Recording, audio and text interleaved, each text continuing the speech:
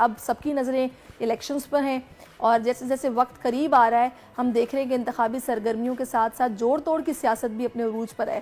نئے اتحاد بن رہے ہیں, بڑے بڑے رہنماؤں کی اہم ترین ملاقاتیں ہو رہی ہیں اور سب سے بڑھ کر یہ کہ سیٹ ایڈجسٹمنٹ کے معاملات جو ہیں وہ طے پا رہے ہیں. اچھا مدثر, یہ اتحاد جو بن رہے ہیں, اب مجھے اتنی سم ٹائم نا اس پہ یہ چیز مضحکہ خیز لگتی ہے کہ جب ابھی الیکشن قریب نہیں ہوتا اس سے پہلے ایک اتحاد بنا ہوتا ہے, بس ایک چٹکی میں ہی وہ آپس کے جو ہوتے ہیں نا حلیف, وہ حریف بن جاتے ہیں, اپنی اپنی پالیسیاں, اپنے اپنے منشور, اپنے اپنے نظریے, اور جناب اب پھر سے اتحاد بن رہے ہیں. اصل میں جماعتوں کا اپنا اپنا ایک سیٹ ایڈجسٹمنٹ تو ماضی میں بھی ہم نے دیکھا ہے اور اب بھی دیکھ رہے ہیں, لیکن انتخابی اتحاد جب ہوتا ہے اور نظریاتی طور پر دو جماعتیں مختلف ہوں تو حیرانی ضرور تھوڑی سی ہوتی ہے, لیکن اگر نظریاتی طور پر بھی قریب قریب ہوں تو پھر تو چل رہا ہے. بالکل. اچھا اس میں یہ جو سندھ میں اتنا بڑا اتحاد بن رہا ہے نا, یہ مجھے لگتا ہے بڑا ٹف ٹائم دے گا. مولانا بھی ہیں, ایم کیو ایم بھی ہے, جی ڈی اے بھی ہے, اور یہ سب مل کے کھڑے ہیں, اور ابھی مولانا صاحب بھی آ گئے ہیں نا, ملاقات بڑی اچھی ان کی رہی ہے. لیکن گراؤنڈ جو ہے وہ کچھ اور طرح سے بھی ہوتے ہیں. اب دیکھتے ہیں کہ معاملات کیا ہوتے ہیں. شیخ رحیل اسکر صاحب نے ہمیں جوائن کیا ہے, پاکستان مسلم نون کے سینئر رہنما ہیں. شیخ صاحب بہت شکریہ آپ کے وقت کا. جب سے شیخ صاحب اتحاد ہو رہا ہے تو پیپلز پارٹی سے بھی آپ کر ہی لیتے, سب سے آپ کر رہے ہیں, پی ڈی ایم اتحاد بھی بچ جاتا اور قومی حکومت بھی بن جاتی, یا کم از کم مستقبل میں کوئی فرینڈلی اپوزیشن مل جاتی. یہ کہنا قبل از وقت ہے. دیکھیں, سیاست میں کوئی حرف آخر تو ہوتا نہیں ہے جی, اور اگر آپ سیاست اس لیے کر رہے ہیں کہ آپ نے اس ملک کو اور اس ملک کے عوام کو فیسیلیٹیٹ کرنا ہے تو پھر اس میں کوئی مذاق نہیں ہے کہ آپ ہر کسی سیاسی جماعت سے آپ بات کر سکتے ہیں. اور جہاں تک رہے گی بات پیپلز پارٹی کی, تو میرے خیال میں ابھی تھوڑا عرصہ پہلے پیپلز پارٹی آن بورڈ تھی, اور پھر میں وہی بات کہوں گا کہ آپ اس کو بالکل رائٹ آف نہیں کر سکتے. ہو سکتا ہے کسی اسٹیج پہ پیپلز پارٹی سے بات ہو جائے. اچھا, اب اس میں رحیل صاحب کچھ حلقوں میں اس وقت سب سے زیادہ تشویش اس بات کی پائی جا رہی ہے کہ ایم کیو ایم کے خلاف آخری جو آپریشن ہے جس میں ان کا مرکز تک بند ہو گیا, وہ آپ لوگوں کے دور میں ہوا. پھر بھی آپ اور ایم کیو ایم کے درمیان اتنی پکی دوستی, یہ دوستی فطری ہے یا وقت کی ضرورت ہے؟ شاید آپ کا یہ سوال ریلیونٹ ہے کہ جو ایم کیو ایم کے اب اس وقت سوچ ہے یا جو وہ اس وقت سیاست کر رہے ہیں وہ کوئی اینٹی پاکستان تھوڑی ہے, پاکستان کے حق میں. اور اس وقت جو تھا اس وقت سینیریو بالکل ڈفرینٹ تھا. اب تو یہ جو ایم کیو ایم ہے بالکل ڈفرینٹ ایم کیو ایم, اس کی تو بالکل تھاٹ ہی ڈفرینٹ ہے. ہاں, نام وہی ہے, نام اس لیے وہی ہے کہ وہ اپنی شناخت رکھنا چاہتے ہیں, تو آپ اس کو کیوں منع کریں گے؟ آپ رہنے دیں ان کی شناخت, اگر وہ شناخت اسی طرح اپنے آپ کو بہتر سمجھتے ہیں. لیکن یہ آپ ذہن میں رکھیں کہ بالکل ڈفرینٹ سوچ ہے اس وقت. تو ان کے ساتھ اگر آپ پاکستان کی بہتری کے لیے کام کرنا چاہتے ہیں یا صوبے کی بہتری کے لیے کام کرنا چاہتے ہیں تو اس میں کوئی مذاق ہے کہ اینٹی پاکستان لوگ ہیں. میں نے ایسی بات بالکل نہیں کہی, لیکن چہرے وہی ہیں, لوگ بھی وہی ہیں, جماعت بھی وہی ہے, نظریہ بھی وہی ہے, مختلف تو کچھ نہیں ہے.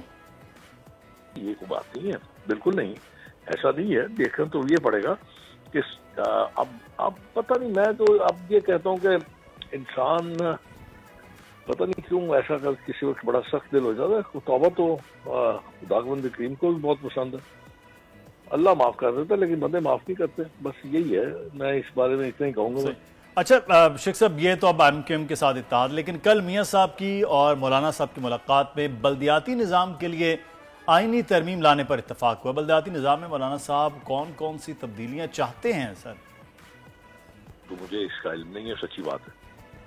مجھے قطعی طور پہ یہ نہیں پتا کہ وہ کیا ترمیم لانا چاہتے ہیں. ہاں, یہ میں آپ ذرا پھر آپ کے سوال کو پھر قبل از وقت ہی کہوں گا کہ مولانا اگر کوئی تبدیلیاں پیش کرنا چاہتے ہیں تو اس کے وقت یہ تھوڑی ہوگا کہ آپ بیٹھ کے بات کرتے ہیں. باقاعدہ اس کمیٹی تشکیل دی جائے گی اور پریلیمنری آپس میں بیٹھ کے بات کریں گے. اگر ان کی تجاویز جو ہے وہ قابل عمل ہیں اور بہتر ہے تو میرے خیال میں ان کو اڈاپٹ کرنے میں کوئی مذاق نہیں ہے.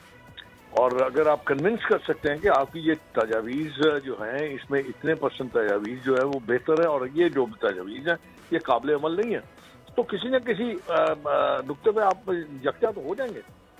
تو میرا خیال لیٹس سی کہ وہ کیا آتی ہیں تجویز کیا آتی ہیں. اچھا شیخ صاحب, کل سعد رفیق صاحب نے سندھ میں ایم کیو ایم کے ساتھ ہونے والی جو سیاسی مذاکرات ہیں ان پر بھی सुना है कि इजलास को ब्रीफिंग भी दी है। अंदरूनी खाना MKM से आप लोगों की कोई डील चल रही है तो बताएं क्या डील चल रही है?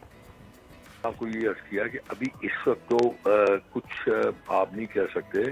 ये जब इलेक्शन शेड्यूल अनाउंस होगा उसके बाद आप तय करेंगे कौन से हल्के में आपने सीट एडजस्टमेंट करनी है, कौन से हल्कों में आपने खुद अपने कैंडिडेट्स पुट करने हैं। ये टोटल जो सारी चीजें हैं ये तो अभी वक्त आएगा जब आपका शेड्यूल अनाउंस होगा, उसके बाद ये सारी चीजें तय होंगी। तो मेरे ख्याल में अभी थोड़ा टाइम है, वक्त है 2-4 दिन का, जिसमें शेड्यूल आने के बाद आपके सामने सारी सिचुएशन जो है वो साफ और शफाफ होकर सामने आ जाएगी आपके। सही। अच्छा शेख साहब, आपके मुखालिफिन ये बात करते हैं कि 16 माह के अरसे में आपकी हुकूमत में कोई माशी प्लान दिखाई नहीं दिया, तो अगले 5 साल के लिए क्या तैयारियां मुकम्मल की हैं? कोई माशी टीम बनाई है? इसमें से मैं आपसे गुजारिश करूं, अगर तो आप, मैं नहीं जानता किन लोगों की आप बात कर रहे हैं, किनका आप तस्करा करना चाहते हैं, किनकी सोच आप बयान कर रहे हैं।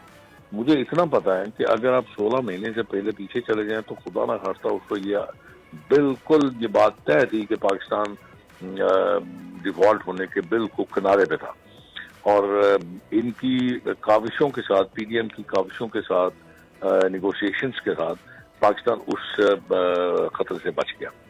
अब आप आगे चले जाइए। आगे चलने के लिए मैं आपसे ये अर्ज करूं कि कुछ लोगों का माजी उनका गवाह होता है, और माजी में नवाज शरीफ साहब की पॉलिसीज जो हैं वो आपके इन्वेस्टर्स के लिए बहुत पॉजिटिव रही हैं। वो चाहे आपके इन्वेस्टर्स इनर कंट्री के हों या आपके आउटर कंट्री के हों। जो फॉरेन इन्वेस्टर्स हैं उनका भी बड़ी अट्रैक्शन होती है, और इंफ्रास्ट्रक्चर को भी बेहतर बनाते हैं। तो मेरे ख्याल में आने वाले वक्त में जब आप हुकूमत संभालेंगे, खुदा करे कि अल्लाह की मदद के साथ, तो मेरा ज़ाती ख्याल है कि वो जो आपकी पॉलिसीज हैं वो बहुत ज़्यादा काउंट करती हैं, और इस वक्त आप फैसिलिटेट करेंगे सरमायादारी को तो आपका कारोबार भी चल निकलेगा, और फिर बाहर से आपकी सरमायाकारी भी आएगी। उससे पाकिस्तान के बहुत सारे मसाइल हल होते नजर आएंगे आपको। और फिर मेरे ख्याल में मियां साहब, खुदा उनको इज्जत से नवाजे, बैठते मेरे ख्याल में CPAC को बहुत तेज कर देंगे।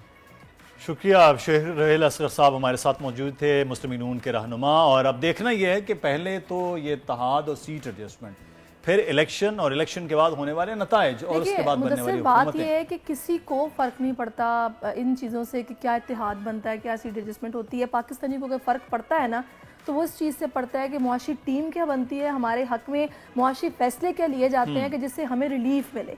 और वो रिलीफ की एक्सपेक्टेशन है सबको, अल्लाह करे कि उनकी एक्सपेक्टेशन के मुताबिक मिल भी जाए, आगे आने वाले इलेक्शन के बाद एक स्टेबल गवर्नमेंट बने। सब्सक्राइब करें और बेल दबाएं ताकि कोई खबर रह न जाए।